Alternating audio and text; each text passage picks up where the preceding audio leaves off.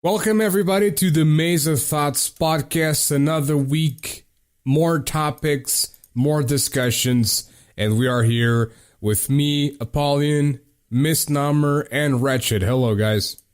Hey, welcome, and we're happy to be back. Hey, what's going on? Don't leave your thoughts incarcerated within your mind. Let them out. Let them roam free. Expand the knowledge and the wisdom of others by transforming your thoughts into words.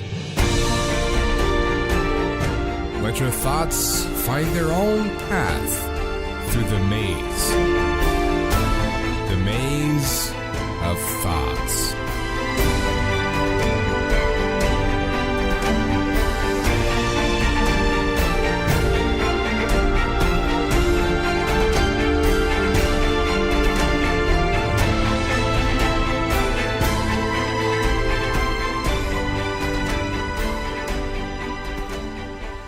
So, for the beginning of it, as usual, before moving on to the topics, let us tell you all about the social media where you can find us so that you can keep up with the news. First and foremost, Castbox.fm is our primary platform where this podcast is hosted. So, click or tap the subscribe button so that you get notified every time a new episode comes out. It also helps out a lot reaching broader audiences and more people that might need to hear some thoughts. You can check us out on Twitter at Maze Podcast. Our Facebook is facebook.com/Maze of Thoughts Podcast, as well as our Instagram. And if you'd like to interact with us live through Twitch, the link is twitch.tv/Maze of Thoughts. Maze_of_thoughts. It's very important that you keep the underscore there. So head there and give us a follow for notifications. Let me also tell you guys that if by any chance there's no streaming from us for a long time, it's because, number one, my internet sucks, and it feels like no one has a decent connection to actually stream the cameras and everything going on. But hopefully in the future, in the near future, we're going to have that set up and we're going to have that going. Also, our Patreon can be found at patreon.com/Maze of Thoughts. And if you'd like to join us for conversation, participate in future podcasts, or listen to us while we record, you can check our Discord at discord.me/MOT podcast. MOT podcast. Remember that. Come to our Discord. Maybe you'll be a guest eventually at some point. Who knows? Only the future can tell. Right. Now, moving on to the topics, folks. And there's a topic here that I wanted to talk for a little while now. But I believe this happened last week. And it's kind of a messed up thing, honestly. But there's this weird obsession, and honestly, these are all grouped up together topics. So basically, the streaming personality, Dr. Disrespect, for those of you who don't know who Dr. Disrespect is, he's been doing this for a while. He's not a new guy who just joined Twitch and made a bunch of people watch him because he's good at games or anything. He's been doing this thing for, I think, 10 years or something like that. I do believe that the first appearance of Dr. Disrespect was on the Machinima alongside CNNers, Mr. Sark, and Hutch. So he's been big in this whole thing. So recently, when I say recently, it's been like years ago, but a few years ago, he joined Twitch and he started doing his persona on Twitch. Now, I remember watching Dr. Disrespect with 400 viewers, and he got hosted by Curvy Llama, which was also a small streamer. I don't know if she gets more than that nowadays, but she was also a small streamer. And basically, she hosted Dr. Disrespect. This is very funny to remember this thing. Granted that nowadays Dr. Disrespect gets 20,000 to 30,000 viewers on Twitch. Now, he recently, I think it was either last week or 2 weeks ago, but he was just playing, I think it was PUBG or some other game, and his house got shot at. Oh, man. In the middle of the night when he was streaming, and he has a child in there as well as his wife. Obviously, the child is the one that is most concerned for because it's a child. But I think personally, whoever did this is either somebody who's jealous, incredibly jealous of who he became. It's either somebody who really needs attention, so they just do that, or just plain is a sociopath who fucking hates Dr. Disrespect and wants him out of the game for whatever reason. Now, whatever the reason may be, this is very, very bad, because you don't just go out into the night and you shoot some other man's house. Again, there needs to be a background check on who has weapons, because this is fucking insane. This is pure insanity. If you can do this and get no repercussion, because basically I think he just ran away, then I don't know, but this is very ridiculous.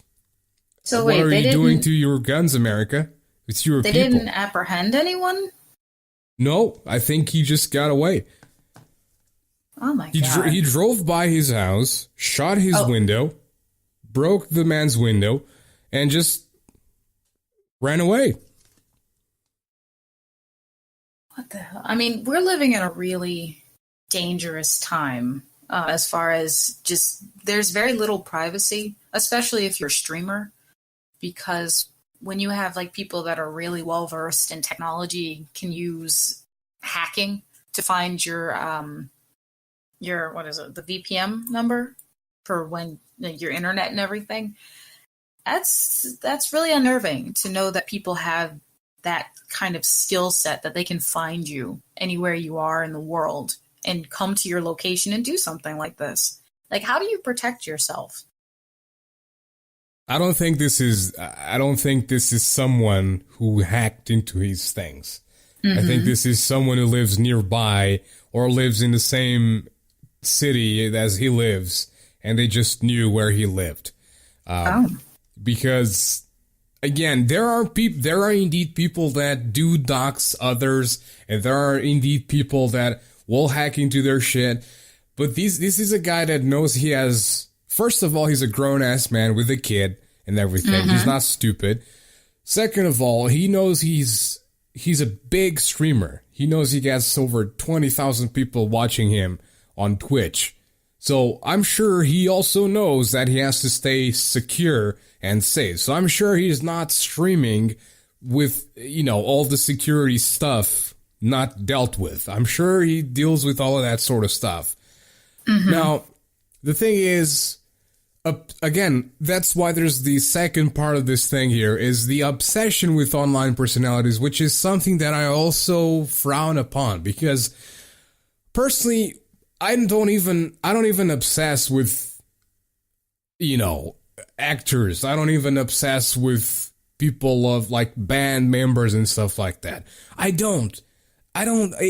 have my own life to deal with. I have my own life to, look upon. I don't need to look for the life of others. I don't need to obsess with the life of others, whether or not they're successful or if they're not. I don't care about other people. Are they entertaining? Yes, sure, let's watch it. But I'm not going to be basing my life off of this person's, deal. Now, there's another dude who live streams IRL, and I think he's originally from Florida, and he's living in LA now. And there's just like, his address is not hidden, which is very dangerous, but for whatever reason, nobody has tried anything like killing him or anything, which is really, really weird. But, whatever. Good on him. I guess he's getting away with it. Oh my god. Anyways, but basically, every time he goes into a restaurant to have a meal or something, every time he goes to a McDonald's, every time he goes to a Taco Bell, every time he goes anywhere where people will know where he is, people call these establishments and they try to get him away from there. They try to get him kicked out. Now, this is not content as people call, what doing things nowadays is. This is not content. It's just pure stupidity. Why can't you have the guy have a meal and connect to the stream and talk to the stream? Why do you do that? Why do you have to kick him out?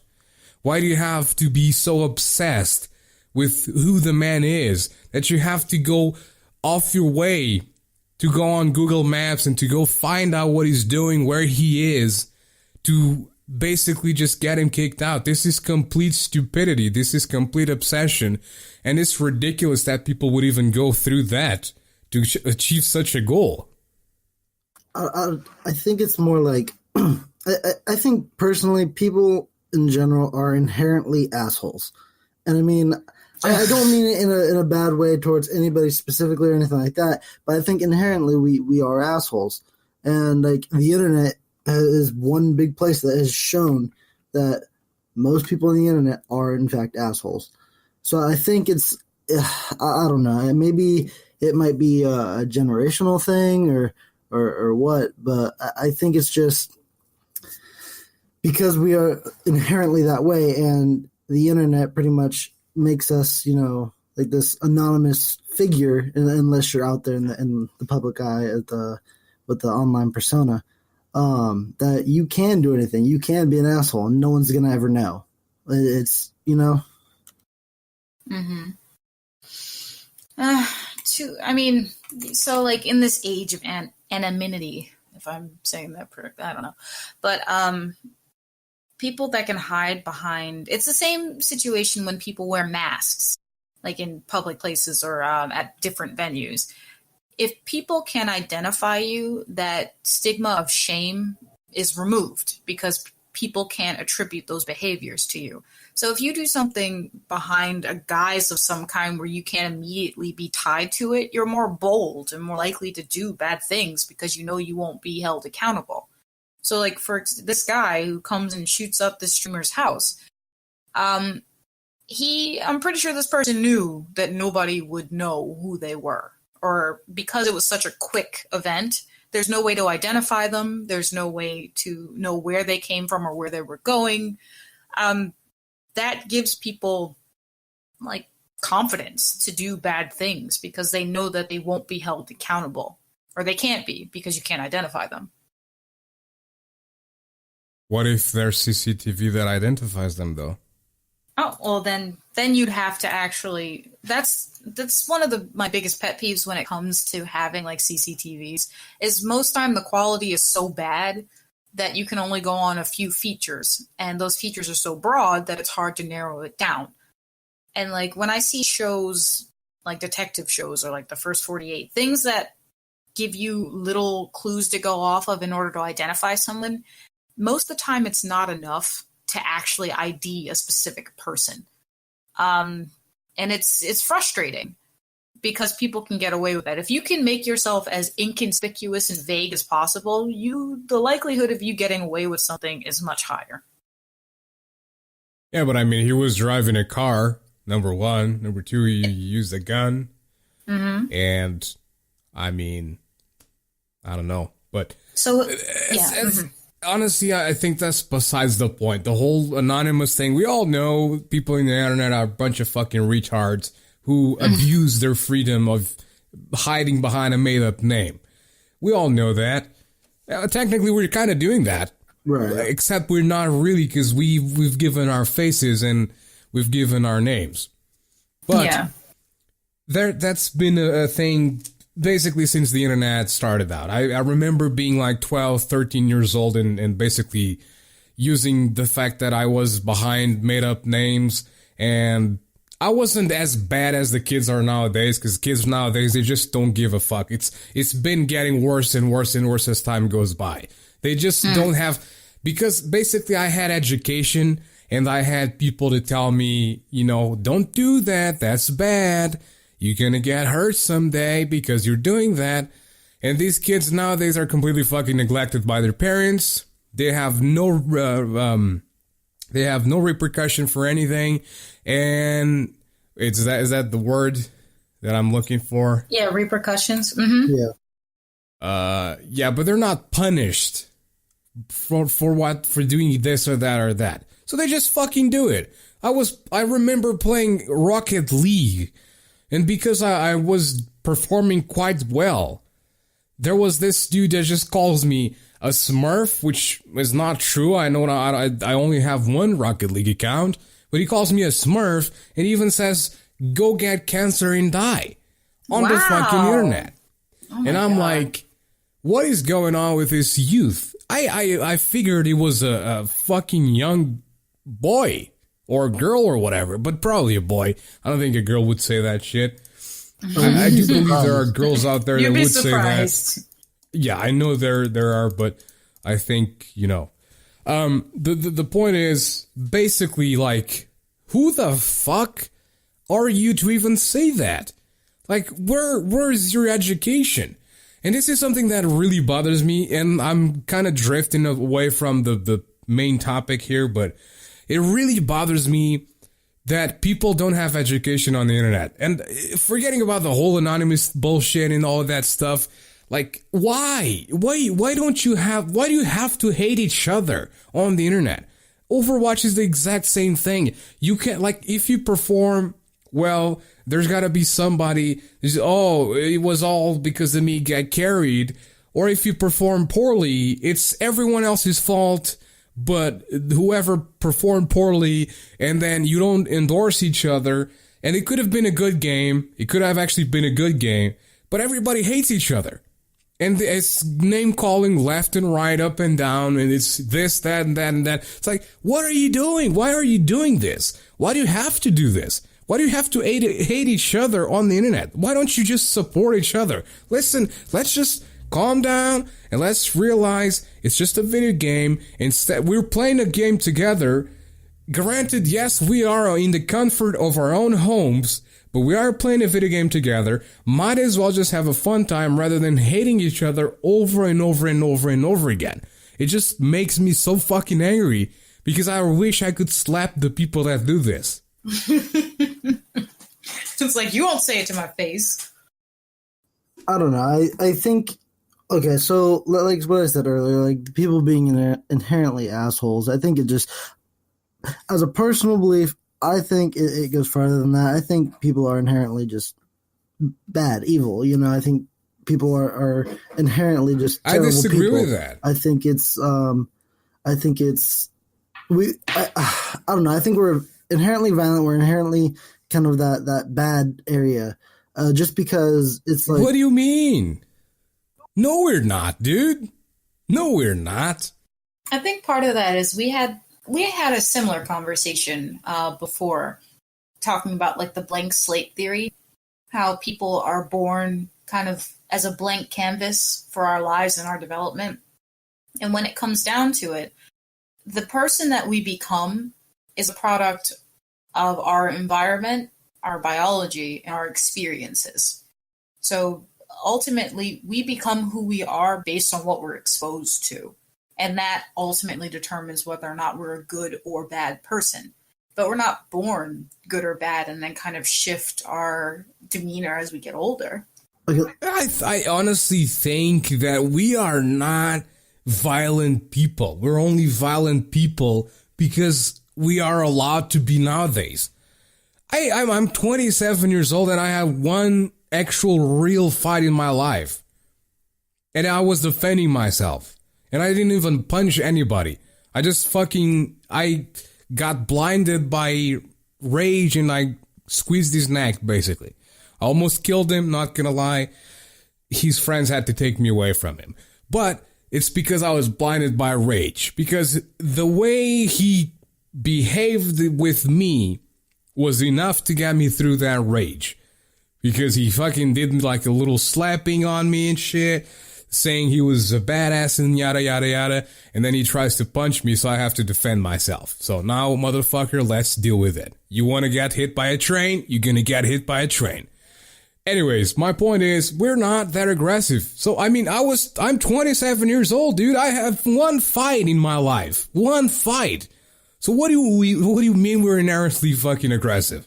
Okay, let me change. Like, how do you explain that? I think instead of saying inherently violent or whatnot, we're more, I guess it's like, I don't know if I'm saying this right, but have more of a predisposition to be violent, because the way I see it is rage, anger, all that, it's a natural thing.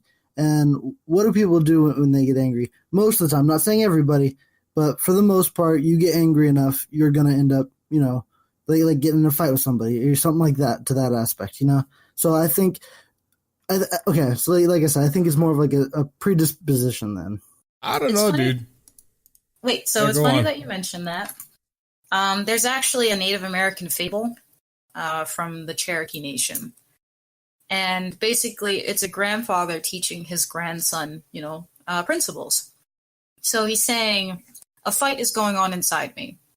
It's a terrible fight between two wolves. One is evil. He is anger, envy, sorrow, regret, greed, arrogance, self-pity, guilt, resentment, inferiority, and the list goes on. And he continues by saying, the other is good. He's joy, peace, love, hope, serenity, humanity, kindness. List goes on. The same fight is going on inside of you and inside every person too. So then the kid says, well, which wolf will win? And the old Cherokee guy says, the one you feed. So ultimately the lesson in that story is you determine what type of person that you're going to be. So ultimately, if you choose to give in to anger and resentment and arrogance and all of that, you're feeding the angry wolf and the evil that lives inside of it. But if you choose to be a good person and help others and just be kind and not kind of hold all that in, you're feeding the good wolf, and that's ultimately the wolf you become. So I mean, it really is a matter of what you choose to be, not necessarily who you are. Right. I mean, everything is, pretty much a decision, but I mean, I don't know. It's like I'm in the middle on that. It's just like I get what you're saying, and I agree with it to a point. I do agree. No matter what, it is a choice, hands down. But I don't know. I think it's just a primitive thing that we're more predisposed to it. I mean, there are a lot of philosophical and psychological discussions surrounding the nature of man. But circling back to what happened with Dr. Disrespect and his streaming, like, people ultimately choose how they're going to be. And a lot of the times we are influenced by how we feel about something. So as Apollyon was saying, I'm going to assume that the person who decided he was going to basically attempt to kill Dr. Respect had some kind of vendetta against him, and whether it was personal or jealousy or what have you, that kind of action is scary to know that you could just be doing. Mm-hmm.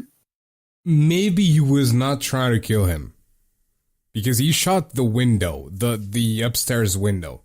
He didn't shoot the downstairs window, so it must have. Yeah. Who knows who could have been in the room, though? I mean, I'm not sure if he. Well, maybe from streaming. But how do you shoot from a car to a window upstairs to kill somebody?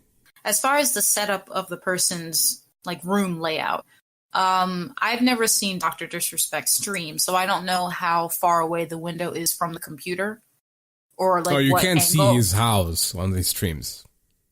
Okay, but you can see his Because he house? uses green screens for everything. Oh, okay, so you can't even get an accurate layout of what his room looks like. Exactly. That's why I'm saying it must be somebody who's around there who knows who the guy is and either has a vendetta against him or just wants to scare the guy. I don't think he wanted to kill him, because if he wanted to kill him, it could have been a lot easier if you know where the guy lives, if you know where he's at. You could probably, you know that the guy probably is using headphones and probably isn't listening to all that's going around him.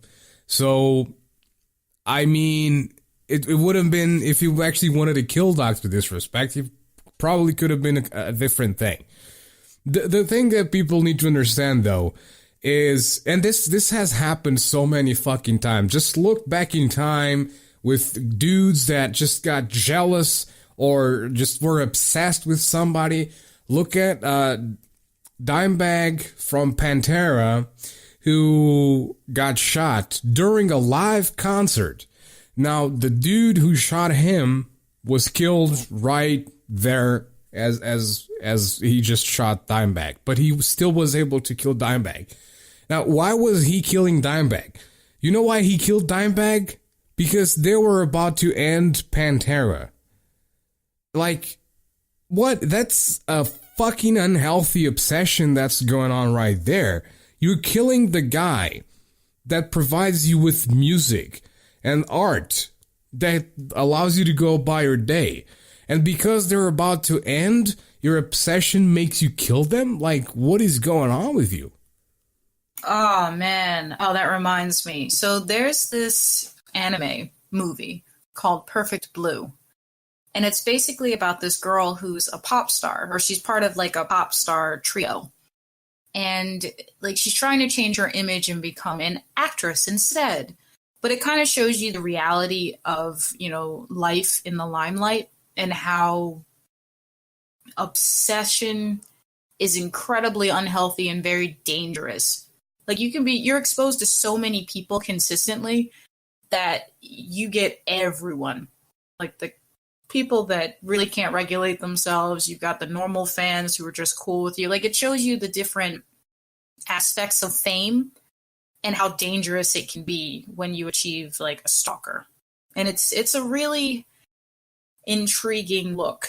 I mean, if you guys are interested, I would really recommend you watching it, especially in the same vein of like fame and obsession. It's a very unnerving like movie. Right. And I mean, I don't know if Dr. Disrespect ever told anybody about his location, where he lives. I don't know. I would assume he's a grown-ass man with a family. I would assume he knows better to keep himself hidden from these things.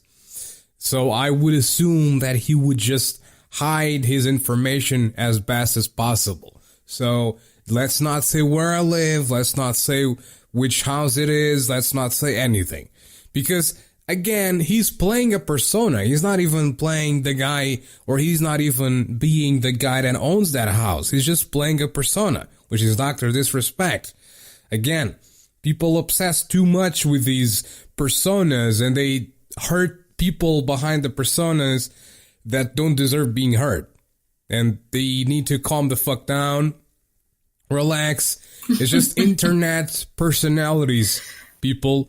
You don't need to obsess with them. There's so much more to you, to yourself, than them. Don't focus on these people so much. Let them live their own lives, and you live your own life. Because I feel like a lot of people with obsessions for these people, these personalities, these personas, they are wasting so much time being obsessed with these people that they lose time of their lives. Precious time that they could be dedicating to something else very productive for their own lives. Being focused and being obsessed with these people. So don't do that. Focus on your own life and then don't obsess with people. That's basically it. Just don't obsess with people. Focus on your own life. Do your own thing.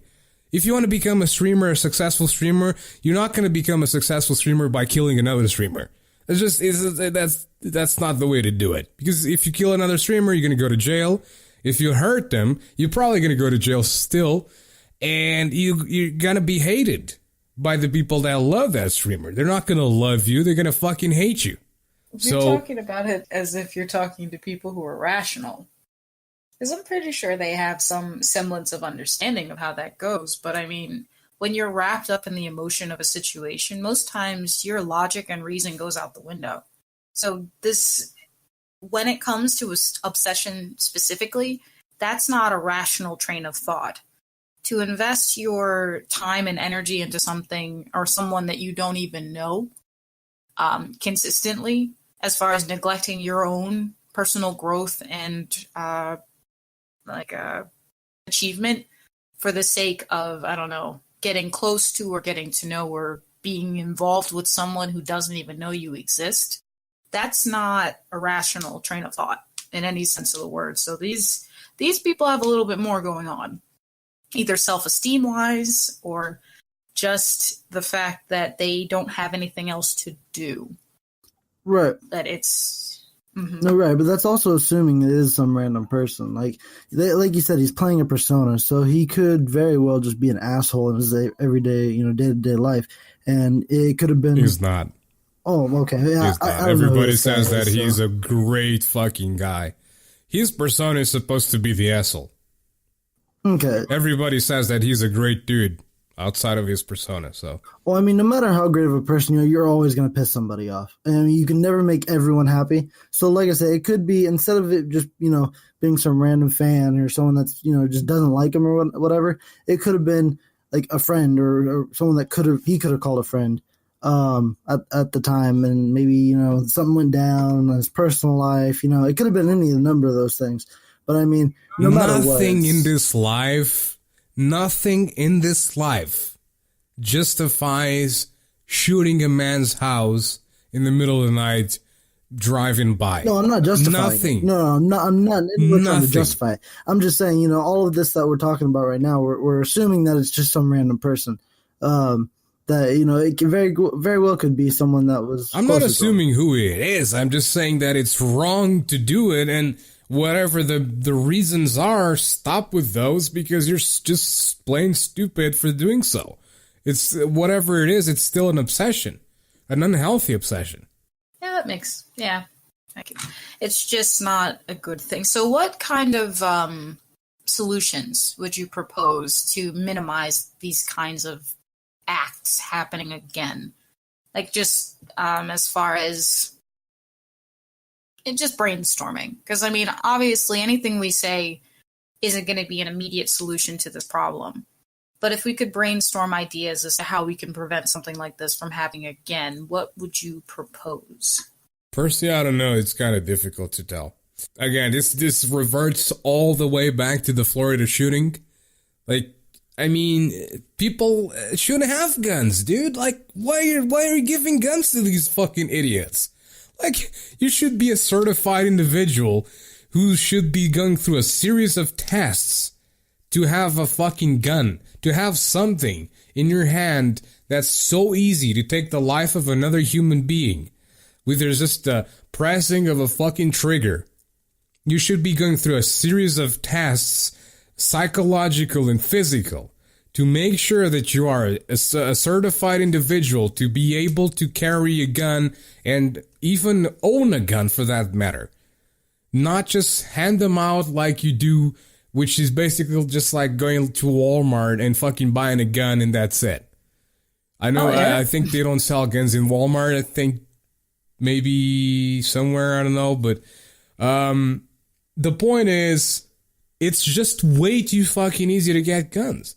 Way too easy. There needs to be some sort of, like, again, people need to go through a series of tests to make sure that they are viable to own a gun and to operate a gun. And to make sure that they don't, like, things like this don't happen. But giving everybody a fucking gun, it's like, eventually you're gonna regret it. You said no one was found, right? Like, no one was arrested or anything like that? Not that I know of. So that's assuming that the gun was legal and was registered to somebody. I mean, it seems like, since they haven't really arrested anybody or that we know of, the gun probably wasn't registered to anybody, because when the gun gets fired, they could find the engravings on the bullet itself, and they could trace it back to that specific serial number, and obviously go back to the registered owner, this and that, but so it sounds like it was already an illegal gun anyways. So I mean, I don't think any of that would have had an effect if it already was illegal. Bottom line is, people are fucking stupid to do such a thing. Anyways, let's move on to another subject. And Misnomer, do you want to carry on now? Okay, so I'm going to lighten this up a little bit. So as you all probably know, the new Spider-Man game came out on PS4, I think maybe a week or 2 weeks ago. And I want to say that my significant other bought it and has been playing it ever since. And I've been watching. I haven't played it myself, but I've been watching. And I think it is a fantastic take on the Spectacular Spider-Man. And I'm talking like the 90s cartoon. that used to come out. It's very nostalgic in that you get that same feel and that familiarity with the characters and even the voice actor, who seems really close to the original voice actor for Peter Parker. If you guys are familiar with the Spider-Man universe, are you? Mm-hmm. Okay. Apollyon? Well, I still think Spider-Man 2 for PS2 is the best fucking Spider-Man game ever. Oh, that's mentioned. So there's a lot of bugs and there's a lot of things happening with this Spider-Man. The game looks good, don't get me wrong, but it's too fucking repetitive. I've seen people streaming it, and it's always doing the same thing. It's always swinging around. It's always using the same thing.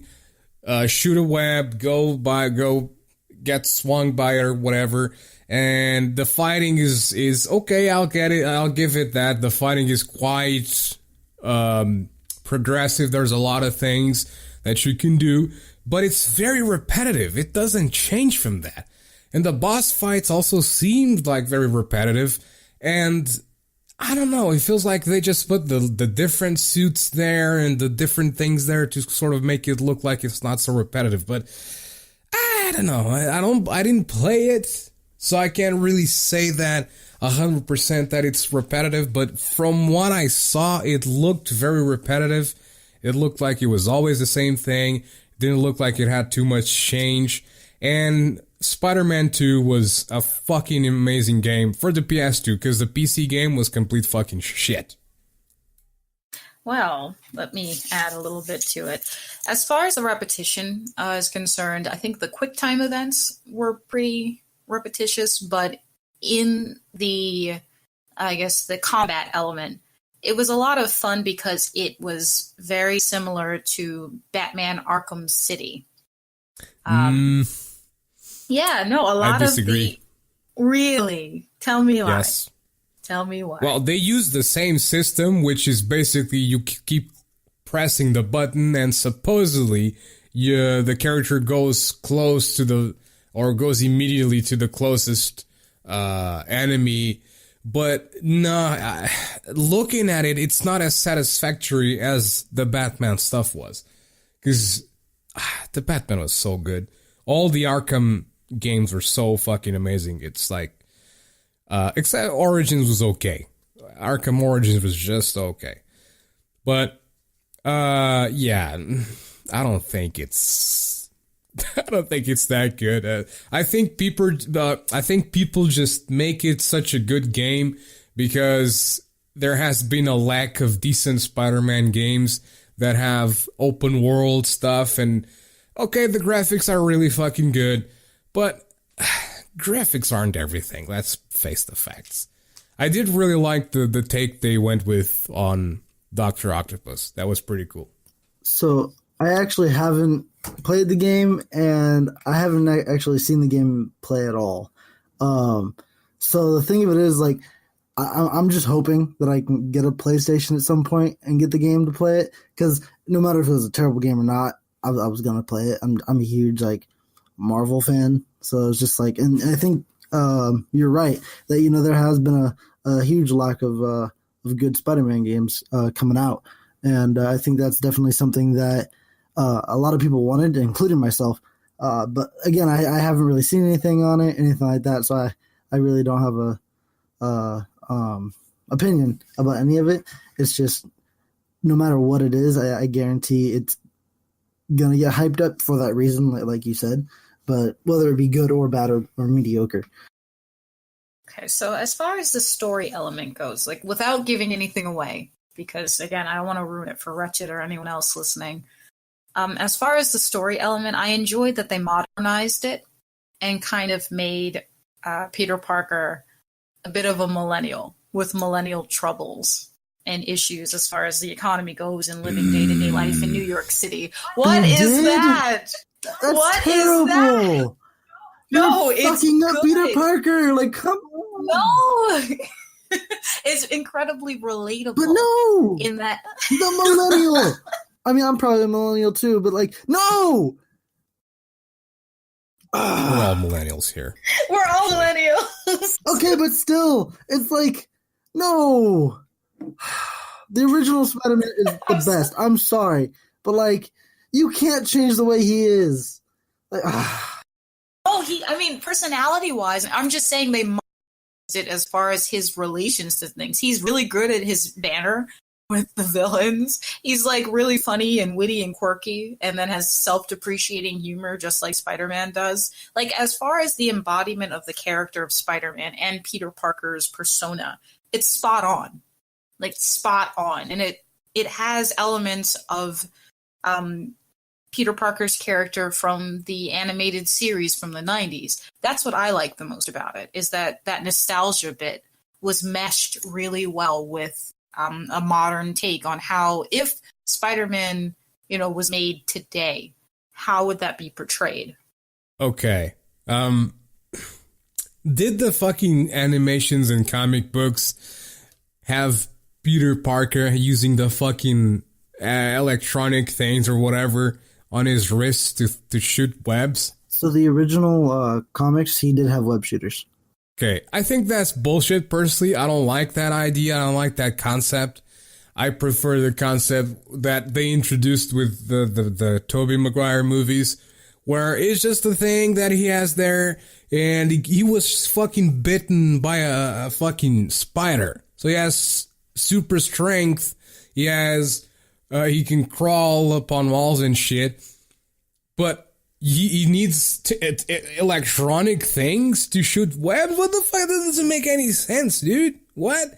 So you get bit by a spider, you got super strength, and you can crawl, but you don't get to shoot web? Like, what? I don't know. So I prefer the Tobey Maguire approach there. Not the Tobey Maguire movies. I prefer that approach there.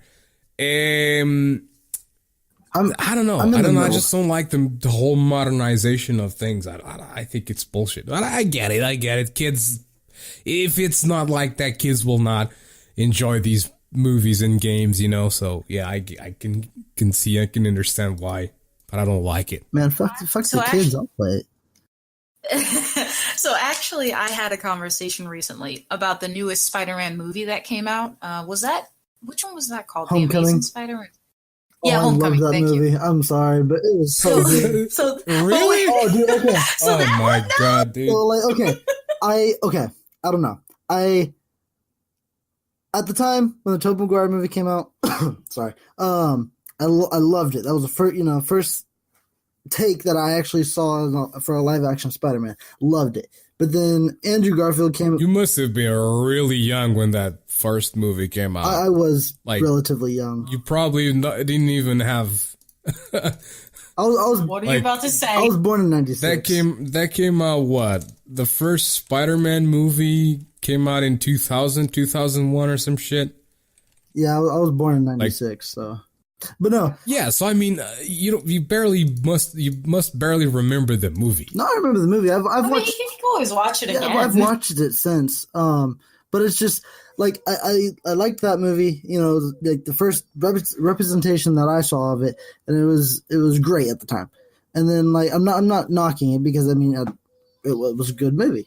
But then we got Andrew Garfield, and I think they did better on the Spider-Man portion than they did the actual. Peter Parker. Yes, I agree. But this new guy, I think he actually does a really good all-around job. I think he really portrays, the Spider-Man part very well, and I think he portrays the Peter Parker part, very, very well as well. I don't know. I like him all around. And I was very skeptical when he first came in, and I was like, dude, they're gonna fuck it up. This is, they're gonna switch Spider-Mans again, and then just when he showed up, I'm like, oh, this is awesome. We also have to keep in mind the age difference between when those characters were portrayed. Like Tobey Maguire's Spider-Man took place after high school and during his his early 20s, which is how we know Spider-Man to be portrayed in the comic books and the animated series. Wasn't he a high school in the movie though? Because he started out in high school. Okay. Yeah, he started out in high school, but then we followed him transitioning into adulthood and being like a independent adult in his 20s. But when we see Andrew Garfield's character, he's still in high school. Right. So we get that reminiscence of Peter Parker in his adolescence and that developing portion of his life and time. And then we have the new guy from Homecoming who's also in high school. So that difference in life challenges and struggles really highlights, I guess, there are different parts that you can relate to with it. Unfortunately for me, watching Homecoming, I couldn't relate too much with the newer Spider-Man / Peter Parker because high school was eons ago for me. Right. So those challenges aren't as relatable as Tobey Maguire's challenges because, yeah, getting your own apartment is hard, especially in freaking New York City. Oh, my God. Trying to survive, like, as a delivery boy or, like, working for a newspaper, like, that is the struggle, the definition of the struggle. But he was, the other two characters, we saw them living at home with Aunt May and Uncle Ben. But, unfortunately, poor Uncle Ben. But, that's another, no, I'm not going to say what the fuck is Aunt May in Homecoming Spider-Man? Dude, what the she's fuck hot. is that? I don't know. She is hot. Exactly. That's the whole fucking problem. I know. I agree with you. I mean, I don't think they should have went that route. Aunt May has always been portrayed as this fucking like old innocent lady, right? That's very fragile, and then there she is, a hot as fuck aunt that even Tony Stark throws onto her. Like, what the fuck, dude? Well, I mean, I'm not too fond of that. I mean, I'm excited to see where they're going to take it because I think they have a lot better, not a lot better, but I think they have an idea of where they're going to go. I don't think they're just throwing it in there for shits and giggles.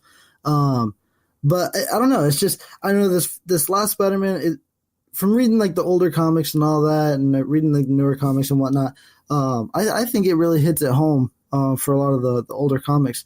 And even now, reading some of the comics that they're coming out with now, Spider-Man he's an adult. He had his own company. That got taken down, this and that. And then now he's kind of starting from square one again. He's, an editor for the newspaper again, and all that kind of thing. But, he's an adult now and all that. It's just, I definitely understand where the appeal is, from like the age differences and, the different struggles and whatnot. But I think I like this one more because it does reminisce of the older comics. And I think if they continue this and allow the same actor to play this character as he ages, I think they could do a really good job at like following along with the comics type of thing to age him up and keep doing that whole next step thing,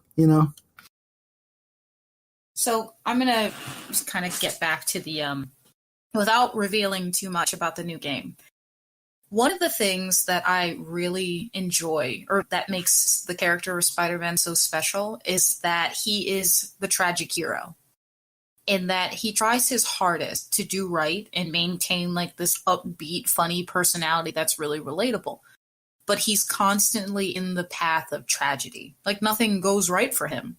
And his challenge as a hero is wrestling with the hardships and the traumas that he endures and still maintain a positive outlook on life, especially growing up in New York City. Right. No offense to any New Yorkers, but we all know that you guys can be pretty mean when you want to be. And so living in a town that is like that, so crowded, where you can feel alone in a crowd, but still maintain this friendly neighborhood persona, is one of the challenges of Peter Parker and Spider-Man as a character. And I really love how they harnessed and encapsulated that in the newer game. It's wonderful. No, that's. I relate more to Venom, honestly. No, of course you do. That's one reason why I actually really do like Spider-Man, is just because, like, in the comics, like, there's one part where I believe it was like Dr. Octopus, the Green Goblin, and I think someone else all found out who Spider-Man was, and they actually attacked his house. And so Spider-Man's, going in, he's fighting all that good stuff, and he ends up, saving Aunt May. I think Mary Jane was there too. He gets them out of the house, and he's pretty much telling them, leave, go as far as you can type of thing, and I'm going to hold him off as long as I can. Well, in the end, he pretty much fights, ends up winning, and I believe Aunt May is the one that ends up dying. And so it's just that I like that whole thing, where it's like how you said, it's the whole thing of trying to become this hero, trying to be this hero that is always like getting kicked while he's down type of thing, you know? Yeah. It's I like Venom too, by the way, Apollyon. He's one of my favorite like anti-heroes. Venom is amazing. In the Spider-Man universe. Oh my god, I can't wait for that movie to come out because Tom Hardy. Of course. Of course. You know who's a better anti-hero though, right? Who? Wolverine. Well, okay. I mean, I get you. I like me some Wolverine. Of course, because it's what's his name, Hugh Jackson or Jackson or Hugh whatever. Jackman. Oh my goodness, Dude. Oh my goodness. Look at his veins popping off. Oh, I'm hype as hell because they're talking about having Wolverine in the MCU, and I know the name that's been going around is Scott Eastwood, and oh my god, he looks the part. I just hope he can act the part. I mean, I'm gonna have to do some research. I'm very excited. anyways, moving on. It was about to be a video game review, and we're talking about Wolverine now. Sorry, I'm a Marvel verdict. Final verdict. Final verdict is I give it 8 spiderwebs out of 10. Because Yeah, I'll give it 4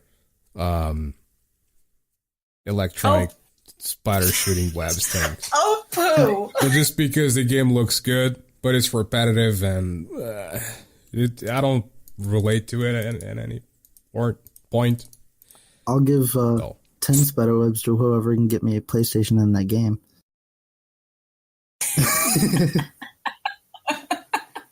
Alrighty then, so moving on, Wretched, what is your subject?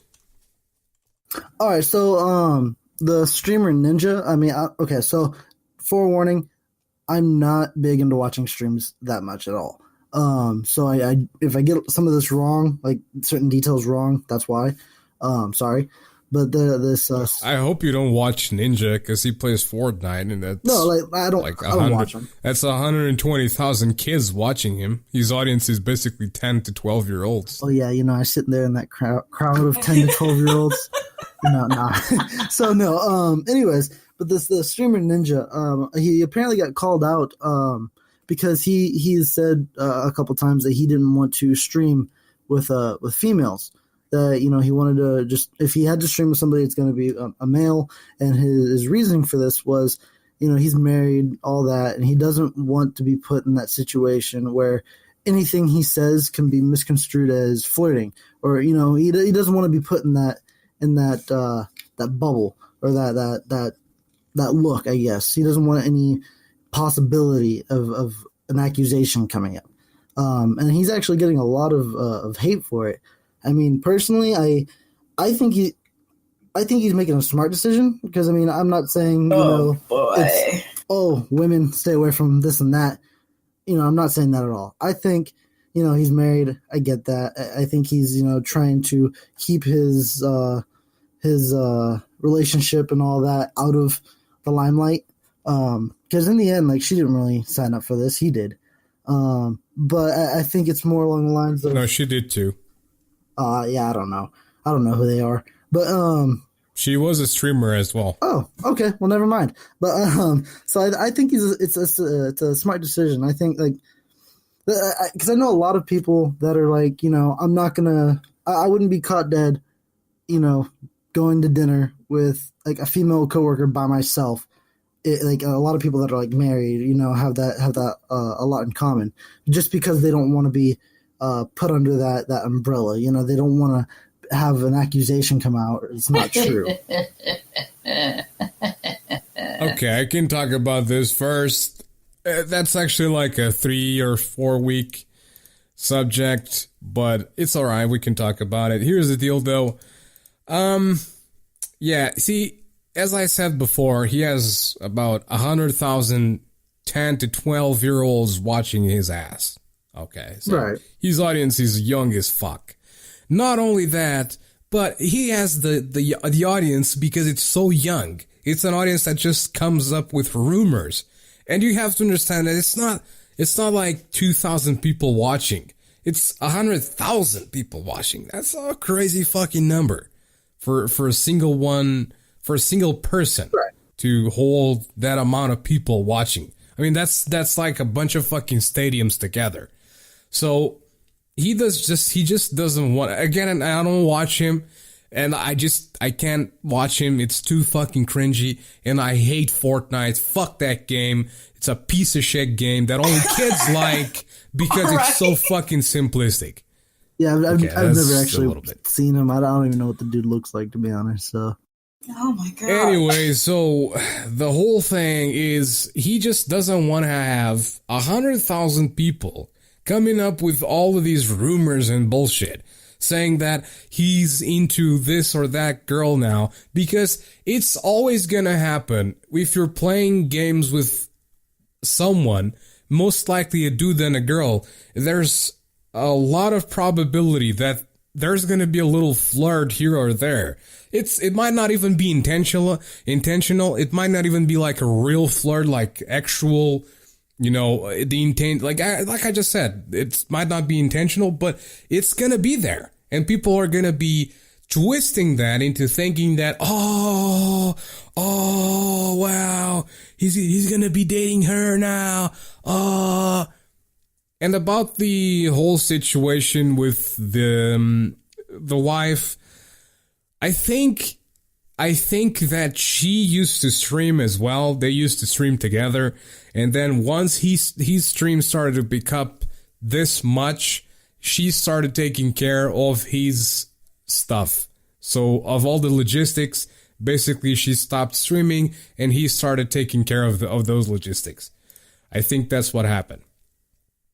Okay, so like my whole question on all this is, where do you guys stand? What do you guys think of his decision to do this? I mean, like I said, a lot of people are calling him, sexist and all of this because of it, but I was just curious where you guys stand. Of course, they're calling him sexist because they're taking advantage of the fact that he has such a big following to create drama with him. Right. It's not even. It's just that's what media does nowadays. They've been doing that shit with PewDiePie for the last fucking 9 months or some shit. It's they just take advantage of the people that have a bunch of following behind them, and they come up with these things. And even if he didn't mean that in a harmful meaning or in a harmful bad way, they're gonna make it that way anyways, because they're gonna call him a sexist, they're gonna call him a misogynist, and this and that and that. When in reality, he's just trying to avoid a bunch of drama with his marriage. Right. So he's doing the right thing, personally. No, yeah, media, like, that's a whole another subject. But I agree with you with the whole media thing, and that irritates me too. But yeah, no, I was just curious what you guys think. What about you, Misnomer? Well, so I can't help but think about this. You guys probably know about this concept of shipping in various fandoms. Yeah, I just ran into what that even means like a few weeks ago. Yes. So basically, for those of you who don't know, shipping is when you have two characters, either fictional or real, and you provide a kind of, you want them to be in a relationship. Even if they are not in real life, you kind of put them together, and like the fandom fantasizes about these things.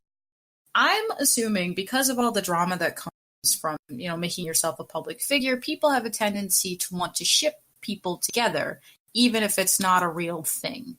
It's a really strange phenomenon, and I guess I applaud him for making his standards very clear and known. He's basically saying, hey, this is what I do for a living. I'm recording for children. I would rather there be no type of drama whatsoever. So you guys know my wife from when she used to do, and she's not doing it with me anymore. So why would I go and put myself in harm's way by recording with another woman and possibly start the rumor mill? Like, I'm not going to do it. I just want to play my games for you guys. And I think that's admirable. I don't see a problem with that. And anyone who believes that there is a problem with it really need to evaluate where they're putting their time. It's really not that big of a deal. The guy doesn't want to stream with other women. I don't see why that's an issue. No, that's actually shocked me. I thought like someone was gonna have like a differing opinion on the whole thing of, obviously it's his decision, but I think I thought someone was gonna bring up that maybe it's maybe a little too overboard, maybe she's just trying to work it up, or maybe he's overthinking it. But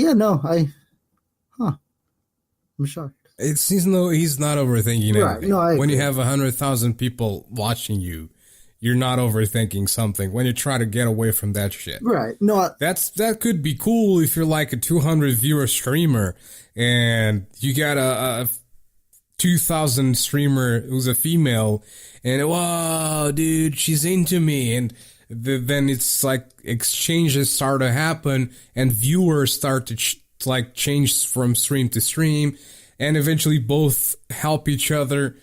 But not for a dude who's established and has a marriage going on and everything. Anyway, so there we go. Moving on. All right. Okay, so I'm going to be talking about this a little bit because there was a lot of fucking videos coming over from the YouTubes and shit that, oh boy, it's just a bunch of fucking cringy pieces of shit trying to be scary as fuck. But do you guys know about the fucking videos on YouTube that are apparently people unboxing shit from the deep web? Oh, God. No, but I know what the deep web is, and I know that combination is disaster. Right. No, I'm in the same boat as Misnomer. You've never heard of these videos? Because they have millions of views, actually. I think I deliberately steer clear of that hole in YouTube. I didn't know it was a thing. No, it was a thing for a few months until, like, people started realizing that, listen, this is a bunch of fucking fake motherfuckers trying to fucking be scary and shit, but let's be real. Alright, so I'm gonna be explaining a video that I watched that supposedly a dude spent $100,000 in a package from the deep web. Now, number one, this is such a major bunch of bullshit because you would never spend $100,000 on anything that's a package that you don't know what's in there. That's enough money for you to buy your own fucking house. So you would not spend that much money in a little package that it just doesn't make any fucking sense. So that's number one. So whoever made that video, you need to get your facts straight, rather, and understand that people are not that stupid. But it's YouTube and it's the internet, so maybe, yeah, I actually got away with it. But anyways, number one, he opens the package.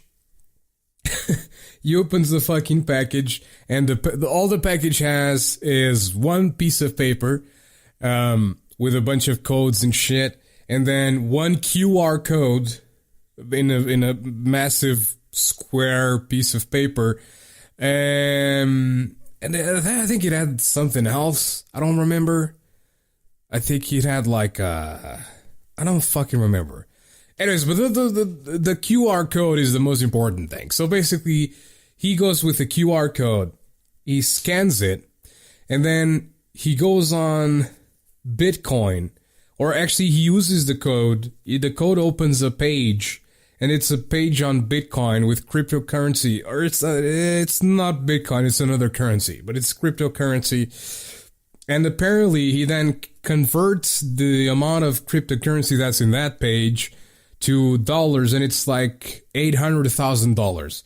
So like, sure, dude, sure, somebody sold you a package for $100,000, and this package has $800,000 inside of that. Sure, dude. Oh, sure. Of course. That sounds so legitimate. In 2018, that sounds so legitimate. Wow. You really need to get your facts straight. Number two, once he's putting doing the conversion and checking out the values and everything, do you know the very very known, very popular knock on the door that sounds like they're knocking on the door right beside you, and this shit was used to scare people. It started being used a few years ago, but it's like is it like a sound clip or a sound bite kind of thing? Yes, yes. It sounds like they're knocking right next to you. It sounds like they're knocking literally on your door. It sounds super real. It's been decently amplified and shit but it's so characteristic. What I'm saying is the sound is so characteristic that it's clearly something he puts over the video. Now, not only does he do this, he then goes outside, because of course, there's somebody knocking on your door when you're messing around with deep web shit, and the first thing you do is open the door, of course. Yeah, I'd be paranoid as hell. I'm not gonna lie. If I'm doing some crazy sneaky TV type stuff like that, I wouldn't be answering the door. I'd be, really paranoid and hiding crap. Like, oh god, they're coming for me. I'm locking up. I'm getting some weapons. I'm bunkering down. Right. So he opens the door, and the funniest fucking thing happens. Because, like, dude, really? So no one's outside, of course. No one's outside. But when he's closing the door, he cuts the video so poorly. He doesn't cut the video. Basically, what he could have done is just get a fucking tripod, set up the tripod nicely to a vision of the outside, and then cut it from there, and then when you're closing the door, cut it again, and then it's going to be the exact same frame as you're closing the door. But basically what he does, but hold on. Basically he closes the door. You can clearly see that there's a cut there. So basically he went messing around with something. But there's a cut, and then he approaches the computer, and the computer is all glitching out and shit, dude. Like, oh my, whoa, dude, really? Basically he has a Mac, one of those computers that's all-in-one from Apple, and then he has a MacBook right to the side of the all-in-one computer. And basically, it's two different screensavers. If you don't know what a screensaver is, it's something that moves on your screen when you're not moving your mouse. It's so funny. It's so stupid that people even buy this shit. But basically he has two different screensavers going on, and then he has another one with three hooded dudes in black, and then the all-in-one computer has like glitching out stripes and shit like that. Now, it's so obvious, it's so fucking obvious that when he did that cut, he cut the video because he went to his computer to fucking trigger the screensavers. It's so obvious, but so obvious. And then when he's doing the video, is supposedly to explain this, supposedly there's a dude jamming the signals, and he can't turn off the computer, he can't do anything. Like, dude, of course, I mean, if I'm faking that I'm trying to turn off my computer right now, it's pretty, it's pretty easy to do, honestly. So, I don't know, it's so stupid.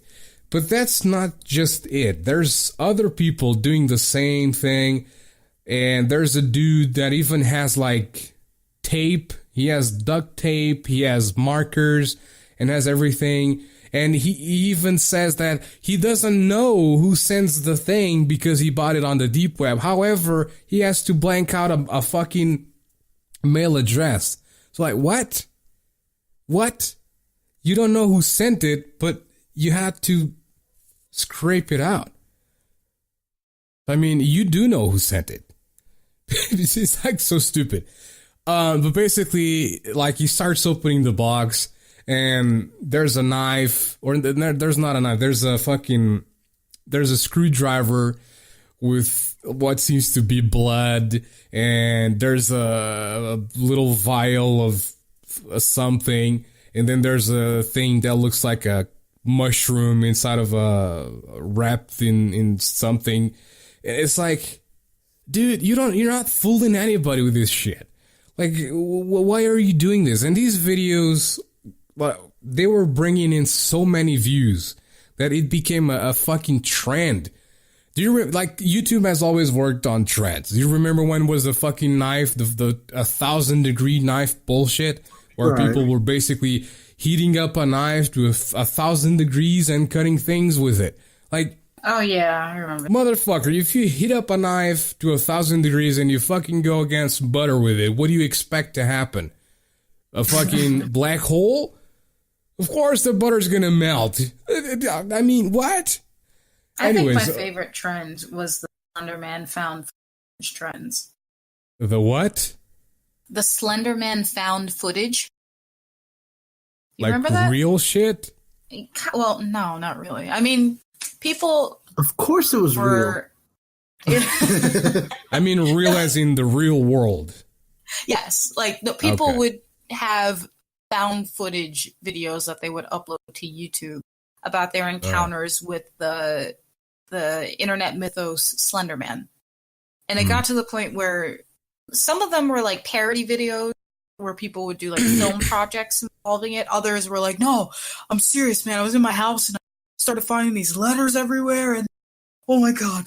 Like whenever your computer screen starts to like get fuzzy and stuff, the Slender Man's coming. And I was like, what the hell? Like it was just so funny to see how creative people could be with replicating the clues that would tell you that Slender Man was you. And it was just like I love that trend so much, but it died off. And then they made a movie. And I was like, oh god, why? There's a movie? There's a movie. There's a video. Okay, there's a video.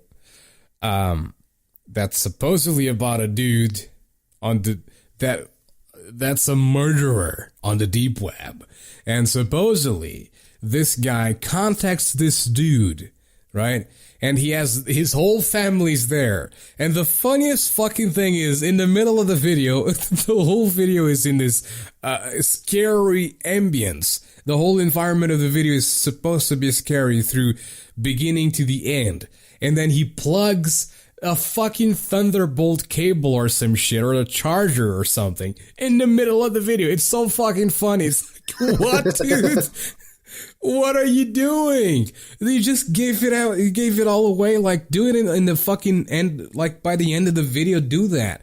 Like, with a very subtle message or some shit, or in the beginning. But, like, what?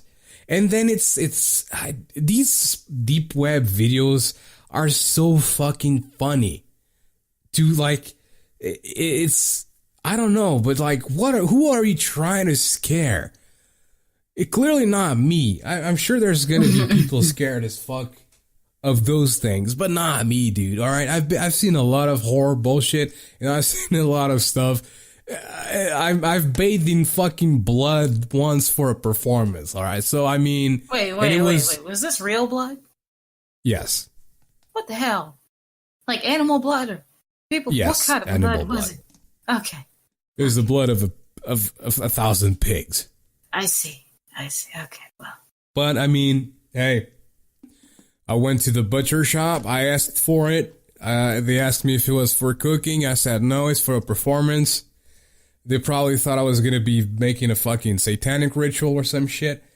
But yeah, I offered them money. They didn't even want any money, and I just took the blood. Yeah, all of us bathed in the blood of pigs for that performance. It was good. It was a good show. All right. Cool. Well, hey, I'm about it. Realism for your performance is It's amazing. not good. I'm gonna put it right out there. It is not good because, see, fake blood lasts a few days. It's still gonna turn fucking pink and shit, but it's gonna still last a few days or even months. Now, real blood, it only takes a few hours for it to go all pink and shit, you know? So it's not good at all. Probably smells too. Not really, no. It was okay for me, but for one of the guitar players slept in the venue or outside of the venue in a tent, and he was swarmed by mosquitoes. Oh god, yeah, that makes a lot of sense. Ew. Damn. You smelled like a fucking factory because of the iron from the blood. Oh, yeah, I don't know if I can do that. I've got a sensitive nose. Okay, so but what? Coming back to the topic, what do you guys think about this whole deep web bullshit with like the boxes, the unboxing, and stuff like that? What do you think about it? I think it's gonna. It's like you said. It's definitely designed for views because of its dangerous nature. People are gonna watch it.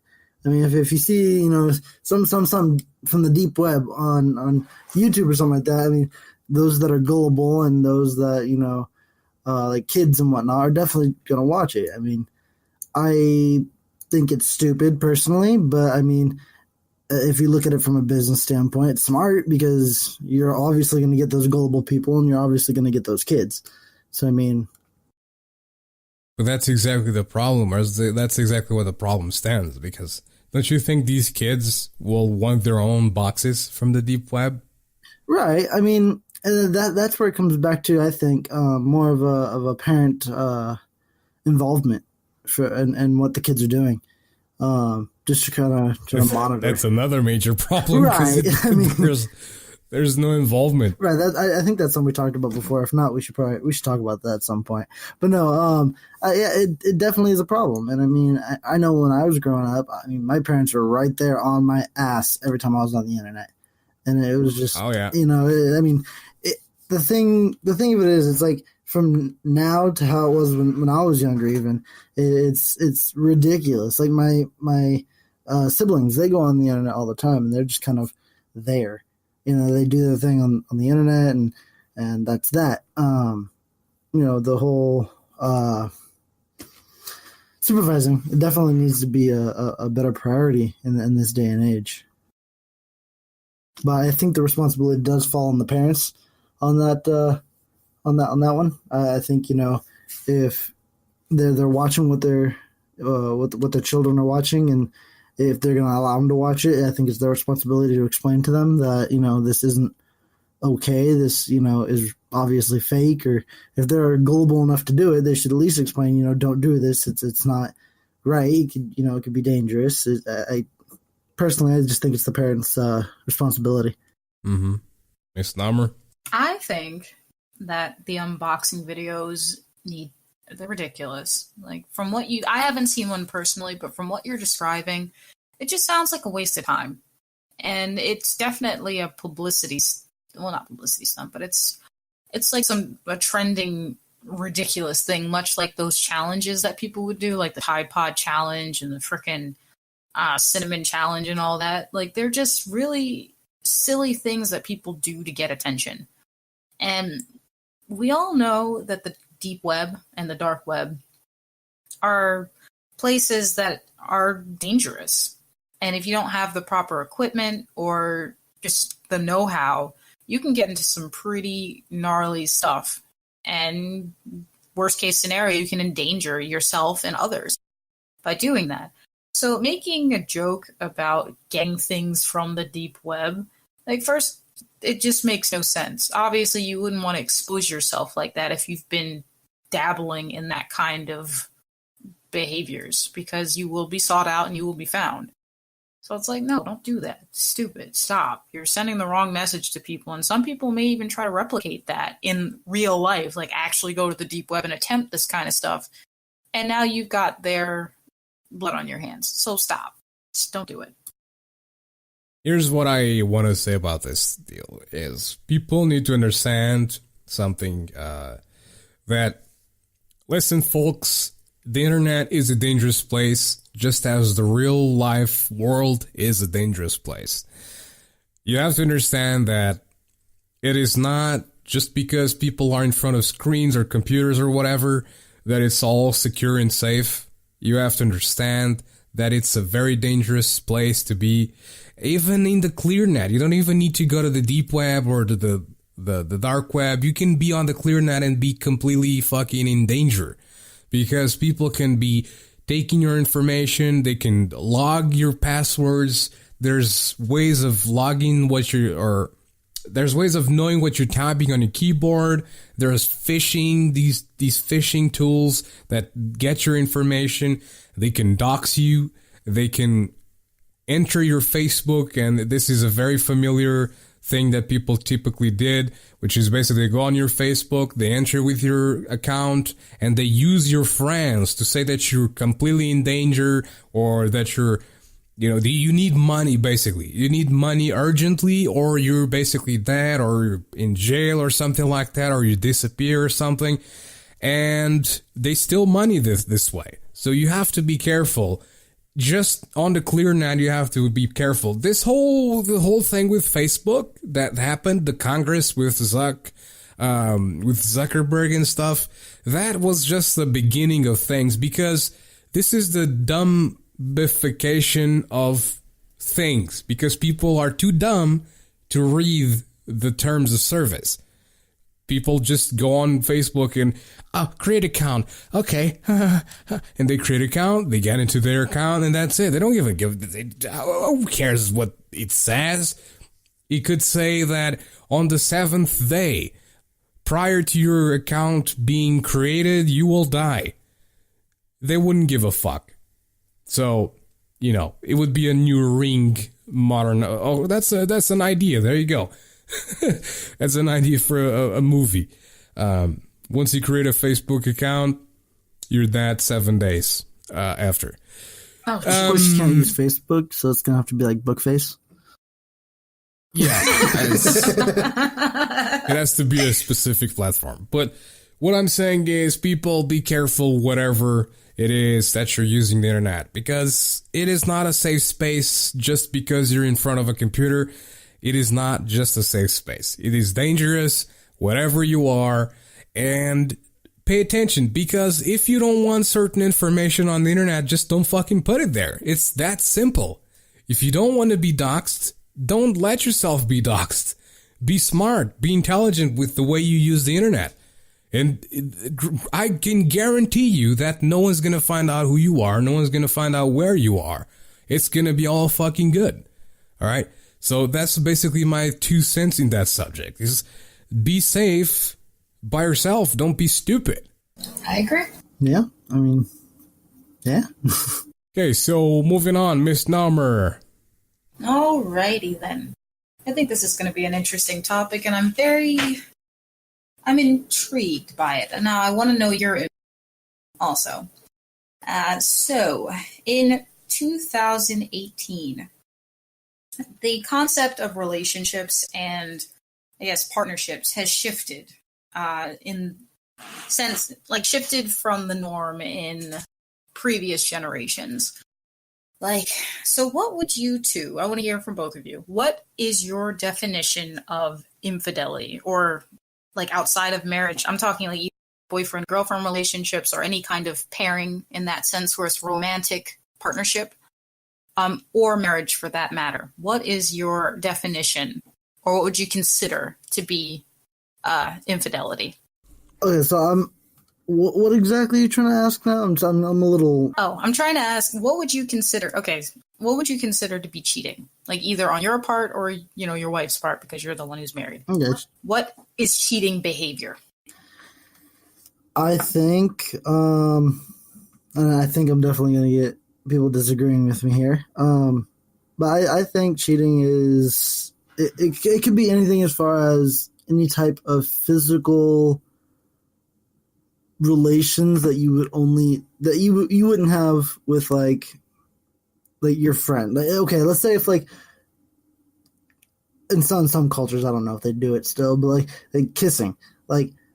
I'll kiss my wife on the lips. I'm not gonna kiss my buddy on the lips. So it's I think that it consists of cheating. I think it doesn't have to be just like a sexual thing. It could be something as simple as kissing and shit like that.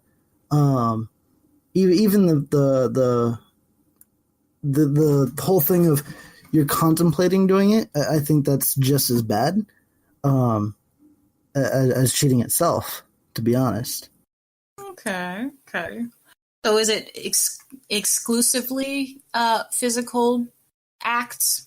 So I'm talking in today's day and age, most interactions with people occur digitally, either online or through our phones. Okay, I see what you're saying. So what constitutes, because, anybody can meet up with someone right, and kind of have an affair. So, but what, yeah. Mm-hmm. So I guess this kind of retraces the steps that I kind of said earlier with like I wouldn't kiss my buddy. Like I talk to my buddy a certain way and I talk to my wife a certain way. I'm not going to talk to my buddy the same way I talk to my wife. Like, you know, if it comes down to like the whole sexting thing, I think that constitutes cheating. Anything of bringing up anything as far as like even wanting to do something as far as, you know, if you're in a relationship and you're wanting to do something with somebody else or that person, I think that kind of constitutes. I mean, I don't know. I think it's kind of a gray area, and how you say it kind of matters. It's really a lot of it has to do with like tone and how you say it and all that, in my opinion. Oof. I feel like I've been a home wrecker in this subject since the thing of the digitally thing. I mean, I don't know, dude. I don't know. I've never had a long relationship to say what I think about you. I think, like, if you fuck someone else when you're supposedly committed to someone else, I mean, yeah, you're cheating. I think, yeah, I do think that the digital thing could also constitute as cheating, because you're not giving your body to the another person, but technically you're giving your emotions to another person, unless you're just fucking messing around with them or some shit, which is very bad, by the way. Don't do that. Don't go off into Facebook or whatever. Oh, you're so hot and beautiful and shit, and you're just messing around with them. That's rude. But yeah, dude, just yeah. I mean, I've done it. Not to anybody I was committed to, but people committed to other people.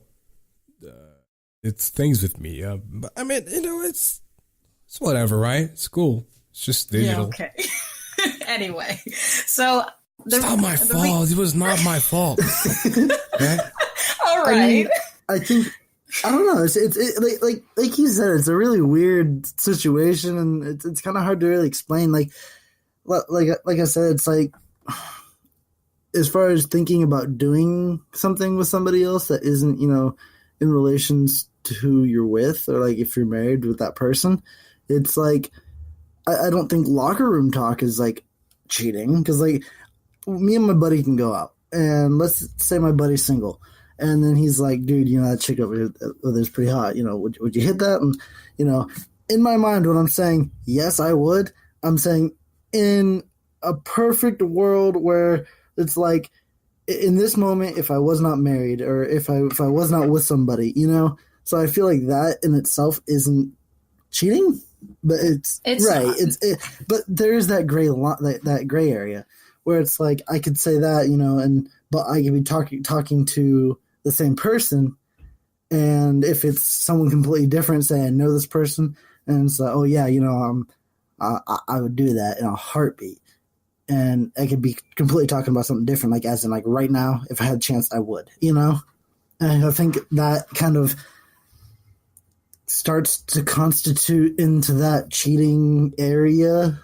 All right. So let me give you a little context as to why I'm asking this question. So I read this article called by this, I guess they write articles all the time. They're called Relationship Rules. And like on September 10th, they posted this article called 4 Things Women Consider as Cheating That Don't Involve Sex and How You Can Fix It. Because it seems men and women have a different idea of what cheating is, especially in 2018 when we have so much access to digital communication. So one of the first thing on the list is you still own and manage an online dating profile. And they're saying that it's because, like, the fact that you still have one hints that you have, like, these inner desires to be with someone else. I can see that. And, like, and, like, you have, like, backup plans in case the relationship doesn't work out for whatever reason. Right. So you're not wholly invested in the current one because you're constantly thinking of your next prospect. Yeah, no, I can see that. I mean, I'm not going to lie. I probably have a dating profile out there somewhere. It's just I probably just never took it down. Just like you're not actively, right. Yeah, like you're not actively using it. And that's different because you're not actually checking it and looking at the messages and, scrolling through it. Like that's a completely different thing. The second one is you get emotionally involved with a third party individual. So just because you're not physical with them doesn't mean you're cheating. Cheating, the definition of cheating is when you're giving time, resources, and energy to someone other than the person you're committed to. And that means mental energy. Like you're engaging them more often, or you're telling them things that are intimate as opposed to investing in your intimate partner. And it's kind of like if you have a female friend that you had a really bad day at work and you talk to your female friend about it, but then when your wife or girlfriend asks, hey, so how was your day? Yeah, it was like that would be considered emotional cheating because you're emotionally relying on another person to satisfy your needs, if that makes any sense. So I have a question on that part. Yes. Let's say, hypothetical. Okay. Let's say I have this really close female friend. That whole thing happens, at a shitty day at work, at work or whatever. And it comes up, you go to talk to that person. Oh man, I had a shitty day, this and that. I got fired, whatever. But yet you've just come home. You talk to your wife, how was your day, this and that. Oh, it was all right. And then you kind of just leave it at that for the time being. But what if you have the intention to go back later on? I think it's the principle that the first person you wanted to tell was this friend and not your wife. Well, what if it was more about accessibility? Like, not really accessibility. Okay, let me rephrase that. What if it's like I work with, or not even work. Let's say I don't know, my wife's at work, okay? And I'm going out and a couple buddies calling up, hey, let's go hang out, this and that. Cool, let's go hang out. And then this other person that, I'm close to, it's a female friend, is there. And I'm talking to my friends and all that, and that kind of comes up. And then, Oh, yeah, no, that doesn't count. That doesn't count only because that's circumstantial. Like, if she wasn't there, the situation would remain the same. Right. So if it was just your guy friends, you would have told them the same thing. It's not like you're putting forth that energy and effort to inform this person as a substitute for your wife. Right. No, I'm just playing devil's advocate a little bit, trying to spark a little bit of conversation. Oh, yeah, no, I hear it. And then along the lines, the third one is along the lines of what you were mentioning, like sexting and things. If you're sending flirtatious texts to a person that you're interested in, that's not your romantic partner, it's not an innocent thing because you're expressing your desires sexually to someone else. And it's like, is that cheating? It is. In a mutually exclusive relationship, your sexual desires are to be handled by that person, not anyone else. So if you're... Well, I didn't really cheat on anyone, but girls have cheated technically on their partners with me. Yeah, and see, that's what I mean. If they're sending you photos, or they're sending you really explicit, even suggestive is still considered cheating, because think of it on the flip side. How would you feel if you found out that your wife or friend was sending dudes pictures of herself and receiving them, and then sending them things like, oh man, I was thinking about you when I was taking a shower the other day, blah, blah, blah, blah. Like, how would you... I would probably order a casket and give it some use in the next 4 days. So this is what I mean. Like, it's a lot of the mentality behind these things is, think of it on the flip side. How would you feel if... So technically I'm a hypocrite. Oh boy, have I got a story. Oh boy. Hey, I was just told about it yesterday when I just got home from work. So I go out of town for work. So I was out of town for 3 days. I come home. There's, in the area we live in, there's security guards going around. Well, my wife was outside and she was working on her car because she accidentally broke the door handle. And her car's old, it's a piece of shit and all that crap. So she was fixing it. And the security guard comes up and starts talking to her, what are you doing out here, this and that. And she, she explains to him that she was fixing the car. And then he he started like asking these really odd questions and making it seem like these suggestive questions about, you know, oh, well, where's your husband at, this and that, and you know, stuff like that. And it's like, I agree with Apollyon on this. Like, I even told my wife, like, next time I see him, I'm at the very least having a talk with him. I mean, and that's understandable, because it's kind of like, and, you know, I'm assuming that your wife was kind of like, oh, no, he's away for work, but don't worry, I got it. Oh, no, she was like, yeah, he's inside sleeping. Yeah, and it's like, and it's kind of like, you know, don't worry, I can handle this. Or, see, in my defense, I'm a very, I'll say, I have blinders on when it comes to things. Because I have a significant other, no one else matters to me. Right. If a guy comes to me and tries to make some kind of advance, I become really defensive. And, like, my first instinct is to assume that either you don't know that I'm in a relationship, or, you know, you're confused by something. So if a guy comes up to me and says, hey, you know, can you tell me the time? I'll look and see. I'm like, don't you have a phone? Like, I'm confused. Why are you asking me for the time? Nobody wears a watch. Why are you approaching me? I wear a watch. And then they go on to say, well, see, that's what I'm saying. Like, I'll survey it first. I'm going to give you the benefit of the doubt and assume that for whatever reason, you need to know the time, and I'm the only person you can ask in that moment. And then once they go further and they say, hey, so you know boyfriend, and I'm like, he's in my heart right now. Keep walking. Like, it's like, don't approach me. I appreciate you asking, but don't approach me.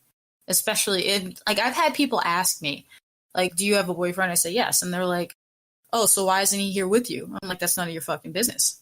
Keep it moving. Right. Like, it's kind of, that's just how I am. So I don't entertain questions like that. I don't entertain people who decide that they want to engage me, even on the internet. If somebody's saying stuff like that, I'm like, you see my profile. It has in a relationship in bold letters. So if you're coming to talk to me about anything other than something friendly, you need to keep moving. Yeah, I kind of I get certain parts of that.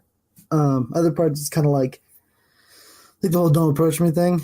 It's like personally, when I was single, it was like, you know, you go up to somebody, hey, how you doing, this and that. Do you have a boyfriend by chance, this and that? And then they get really defensive, and it's just like, really, this and that? And it's just like, oh, shit, I don't want to be in this situation anymore. Okay, I'm not going to do this again. You know what I'm saying?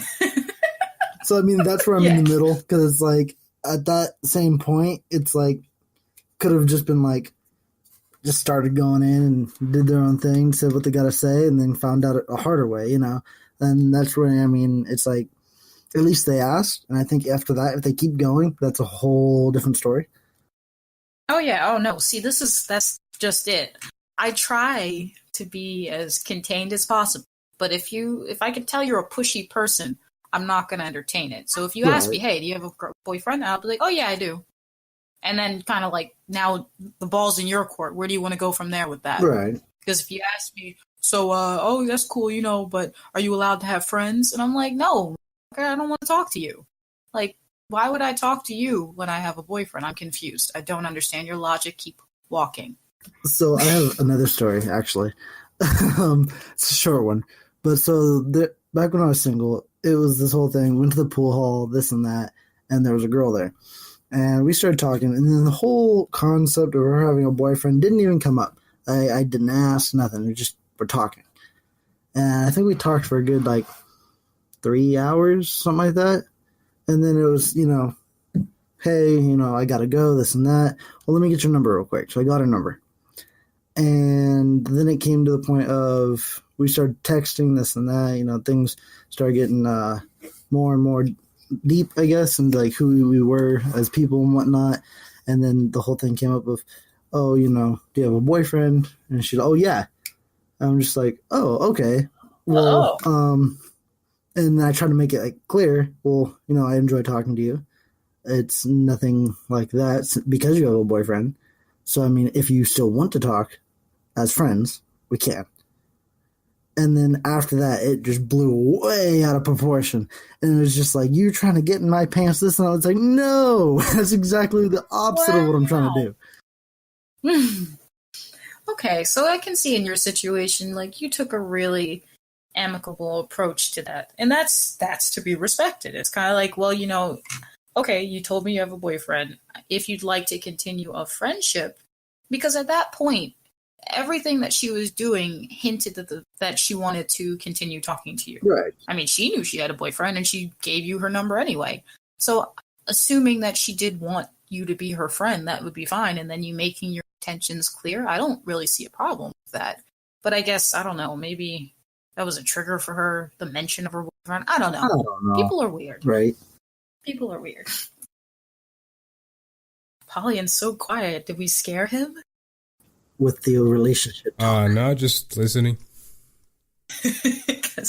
Yeah, but I think another, I guess, thing that's triggering for some women is when their significant other is still friends with certain women that they know from their past. Right. Meaning, say you used to date a girl or have sexual relations with them, and you're still friendly with them when you're in a current relationship.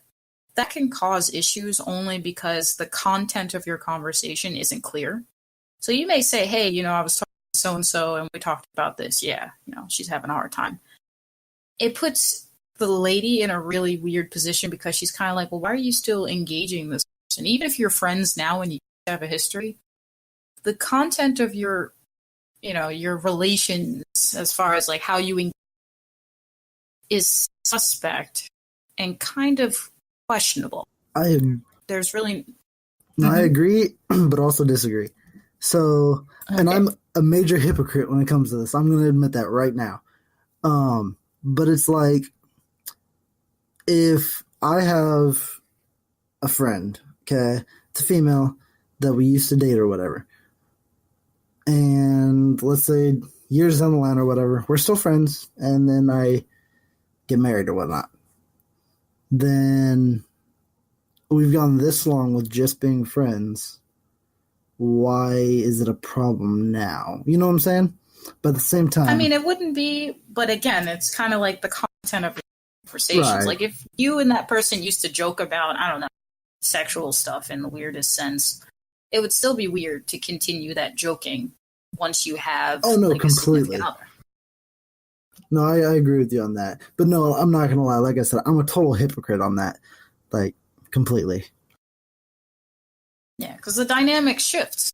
It's like, kind of like when I was single in college, my male friends and I would have like raunchiest, inappropriate ass jokes you could think about. And like me, I'm really conservative in that sense for the most part.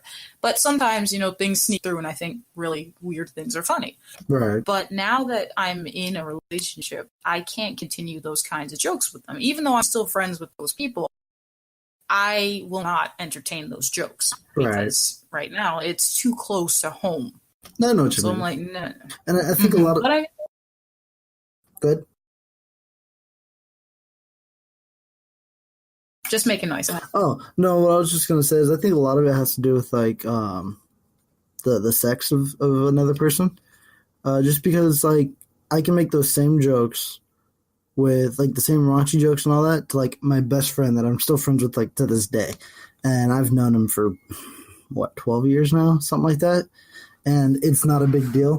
But if I make the same jokes with a female friend that I've been friends with for, a long amount of time, I think it does have a switch, Oh yeah, no, it really does, because it's a matter of respect for your current relationship and boundary. Right. Like I would not have a male friend like come over and hang out with me, just like one-on-one. Right. When my significant other isn't around, like that's just not. I don't believe friendship between male and females. I just don't believe that. You don't think it's possible? Nope. I think it's possible. It's not going to be 100% friendship. Eventually, one or the other is going to start falling for other things. See, I disagree with that because there's a level of attraction. So, like, I have male friends that I'm not attracted to in the slightest, and they know that. But they might be attracted to you. well, they ain't getting shit from me. I mean, they already know. It doesn't matter. It doesn't matter. Unfortunately, but they might be. So I will. No, I will physically assault someone. They understand this. They know this from our history together. No, I'm not saying they're going to molest you. I'm just saying that it's not like, personally, I don't have female friends. Like in reality, like I'm not close your friend, to me. Apollyon. I'm not your friend. I mean, not really. We don't talk every day. Oh, my heart. That's besides the point. But what I mean is, like, in here, in the real world, okay. Pretty much all the female friends that I had, I'm not gonna lie, if they fucking gave me a little like, hey, I'm into it, I would fucking go for it. Hell yeah, let's jump onto it. But you know, I don't think there can be a relationship of friendship between a male and a female, and that's always going to be that and nothing else. So like, I don't think. I feel like I can play the middle ground here because I agree with both of you. So like in high school, I was the same way. Where it was like I had female friends, you know, that hung out in the group, and damn near every girl in that group I kind of wanted to at some point, you know, and but it came down to, I mean, okay, so the amount of people that I actually talked to from that group in high school that are female are 2. I think 2 out of like 5 to 7 of them. And I mean, like I said, in high school, I was that same way, you know, if they wanted, they can get it type of thing. And, but now I think it's more along the lines of, because, well, even if certain things did escalate with certain people, but because we kind of maintained that level of, I guess, non-intimate friendship, I guess, that you can say, on the outside for so long that it's been like a natural thing. And like I said, some of those people even hang out with me and my wife to this day. And it's not weird, nothing like that, you know? Okay. I mean, I get it.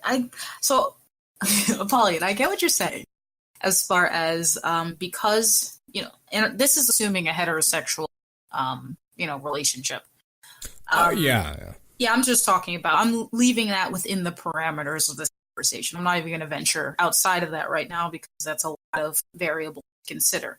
But within a heterosexual friendship, I can understand where that comes from as far as, you know, you are attracted to that person to some extent because otherwise you wouldn't entertain them. Like, if you really didn't like somebody, why would you engage them or even try to be friendly? I mean, that's just kind of how it works. But as far as the sexual romantic attraction, I think it's possible to maintain that platonic relationship in a friendship, going, you know, long stretches. Because I tell you right now, I have, you know, a couple of male friends. I don't have as many as I used to for that reason. But the people that I know that I can trust as far as being platonic are still within my friend circle. And like, I have no worries about them. Now, again, I don't know how they feel on the end of that. I don't know if they feel any kind of way to me.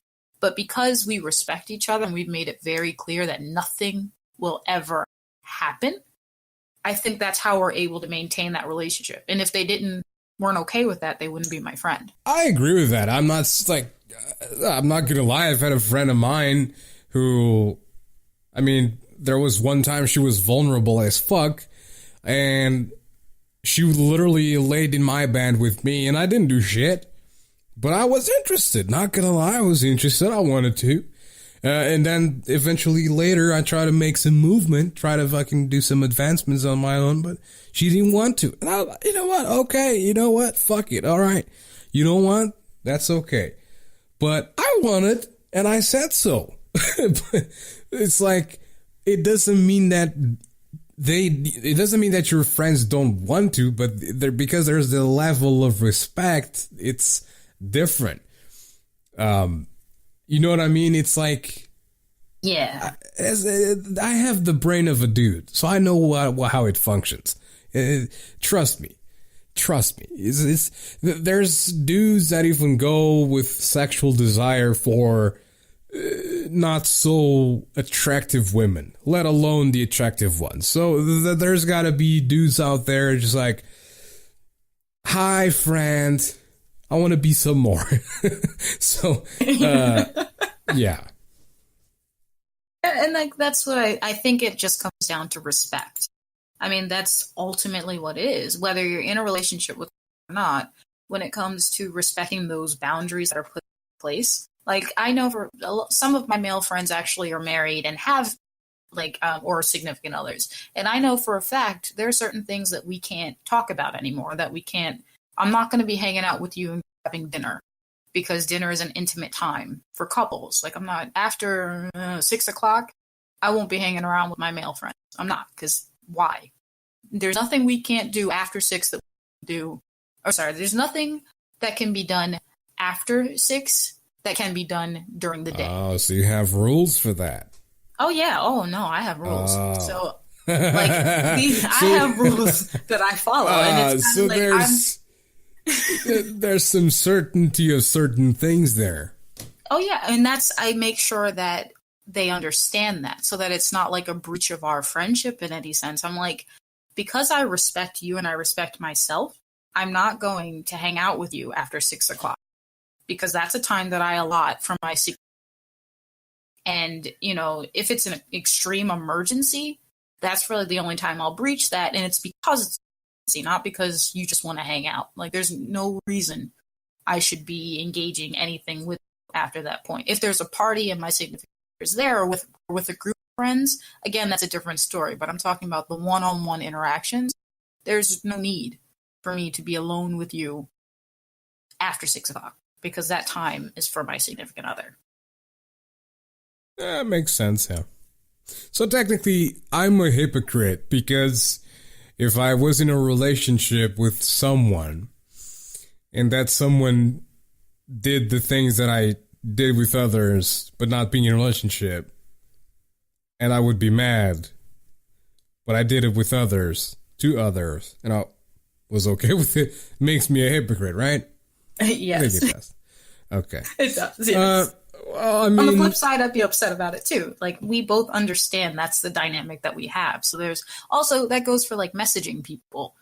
In most cases, like some cases, obviously there are exceptions to that rule. Like, somebody will message me and I'll be like, oh, hey, I'll talk to you later. But most times I'm not going to be messaging someone at 1 o'clock in the morning. Or 2 or 3 o'clock. Like, what do we have to talk about? I can't wait till daylight hours. Like, that's intimate time. After like 11 o'clock p.m., that's intimate time. So whatever you want to talk about is probably something I want nothing.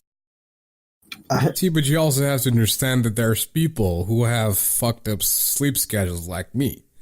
So, I mean, most of the times I'm texting you is at like 2, 3 a.m. in reality, because it's my time. Yeah.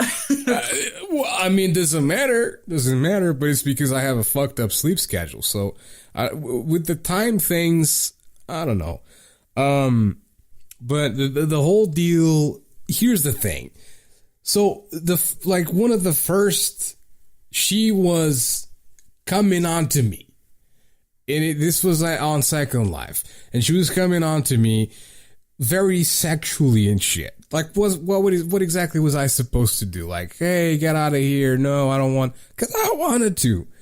And is it really cheating when they are just kind of playing a persona? Because it's Second Life, so you're kind of like just role playing technically? Yeah. It's still cheating? Yeah. I mean, she did send me nudes of herself, so. Yeah. All right. Well, fuck it, dude. She was hot. I love that attitude. Just fuck it. She said she wanted to leave her boyfriend because her boyfriend didn't fuck her decently enough. Oh, for fuck's sake. Okay, well, see, that sounds like a relationship problem, and in that moment, she should just leave. I mean, as far as I'm concerned, again, I'm not judging anyone's life because that's their life. I'm not living it. You live your own life. But in my opinion, if I were in that situation, I would just leave because I'm like, obviously, we're not satisfying each other's me or needs. her? No, if I were in that relationship, Okay. I would have just left.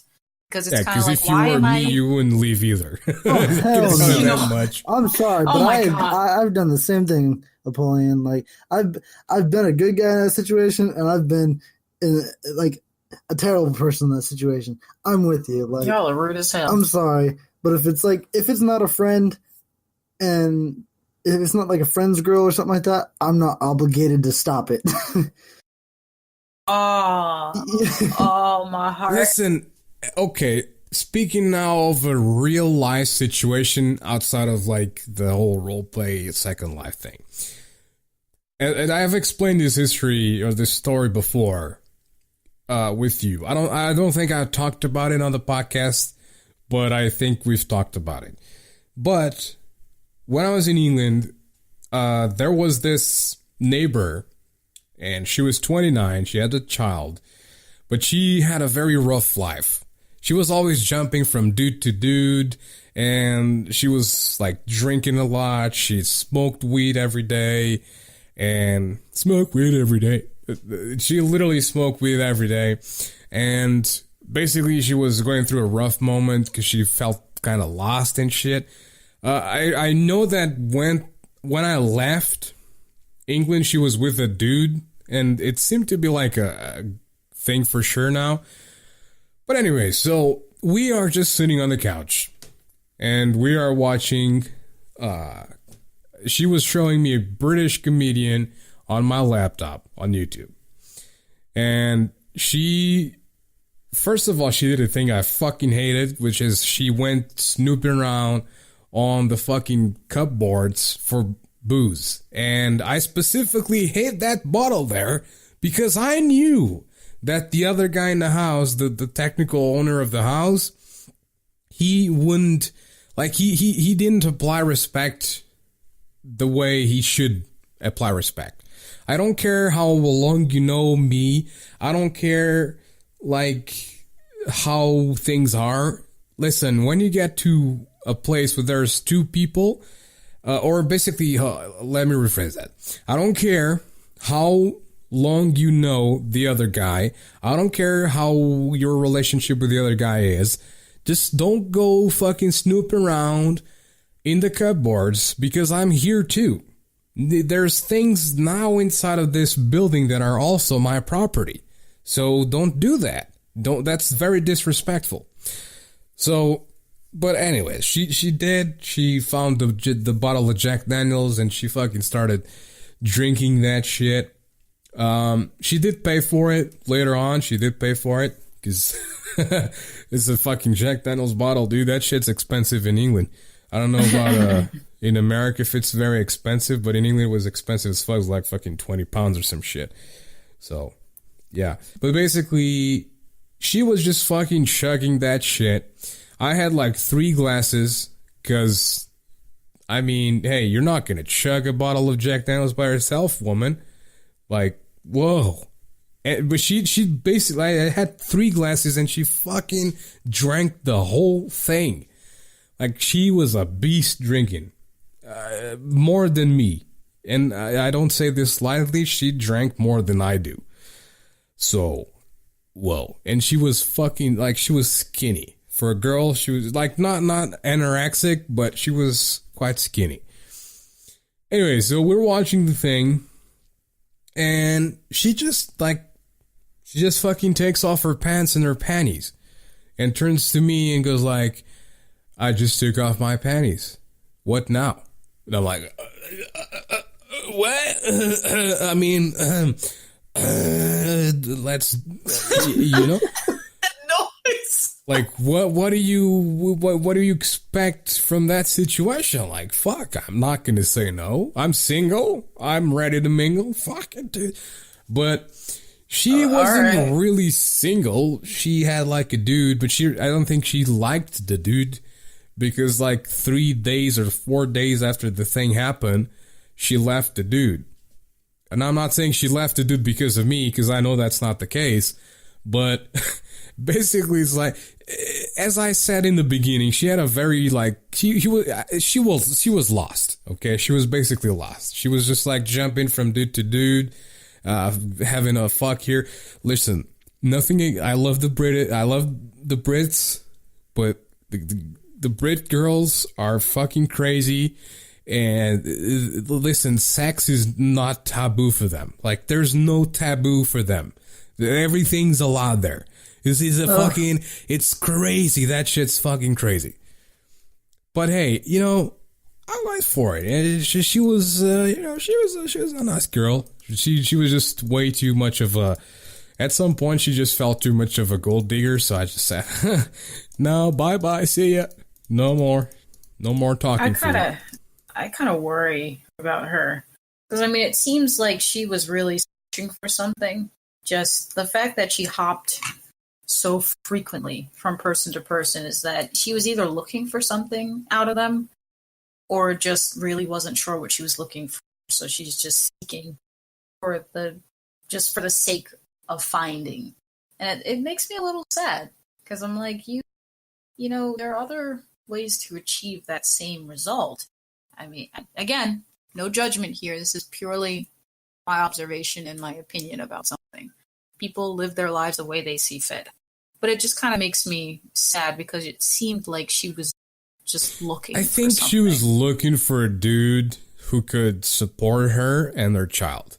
I think that's what she was looking for. And she found it. That makes a lot of sense. She found it because basically... Good. Yeah. I think they're still together or some shit, but I think that's what she was looking for. She was looking for a dude who was like financially stable and wasn't a complete fucking dipshit that could support him, her, and the child. Because I think she had like a thing. She was on benefits too. So she was on I don't know. I don't think it's multiple sclerosis, but it was something that didn't allow her to work, basically. So she was on benefits due to that. I feel bad. But yeah, no, it's a shame that she felt that was the way she could kind of snag something like that. And I know it's hard for some women when they are a single mom because they don't... I'm going to be honest with you. I don't think she was doing that while she was just like jumping around. I don't think she was jumping around trying to find that dude. I think she was jumping around just having fun, just for the sake of it, honestly. Yeah, she was a party animal, It's like, hey, we got booze, we got some fucking weed and shit. Like, woo, let's do it. Wait, where was her kid during all this? With at home sleeping with people. What the hell? Wait, alone? Yeah. How old was this kid? I think it was 5, 6, some shit like that. Oh my god. All right. My life. Hush, Misnomer. Not your life. You can. I mean, the part with me that happened like way late. You know what I mean? Like that was really late. That was like by the time we were finished, it was 4 a.m. So we must have started at like 2:30 a.m. Some shit like that. It wasn't that long. We didn't do that much. I did some frontal. You know what I mean? What the? Okay. Like, wait, what? Yeah, it wasn't much. But all right, hey, you know what? It's been over 2 hours, and let us put an end to it. It was a good conversation. And basically, to the people that listen to us, thank you very much for listening. All right. We are going to maybe be doing some changes to future podcasts, but you know what? Subscribe to whatever platform it is that you prefer. We're available on Castbox, iTunes, Spotify, Spreaker, Google Podcasts. If you have a vehicle, you can. If you have a vehicle with the speakers, smart speakers or whatever it's called, you can just go like something play Mesa Thoughts podcast and it plays podcast. If you have Alexa, it also plays on Alexa. If you have what's the other thing? The Amazon Echo thing. It also plays that. It plays everywhere, dude. Everywhere. It plays everywhere. So thank you very much for listening, and I'm going to be saying my goodbyes. Thank you guys very much once again. See you guys next week, and I'll let the other two members here say their goodbyes. All right, everybody. This is Misnomer, and thank you for tuning in to Thoughts. I look forward to speaking with you again next week, where we'll have many more topics to discuss. So, have a good week. Later, everybody. See y'all next week.